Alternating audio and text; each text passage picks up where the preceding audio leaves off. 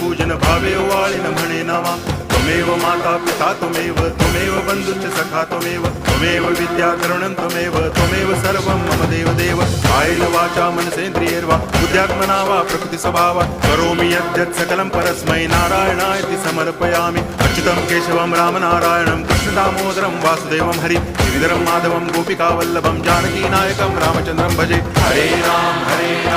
Ram Ram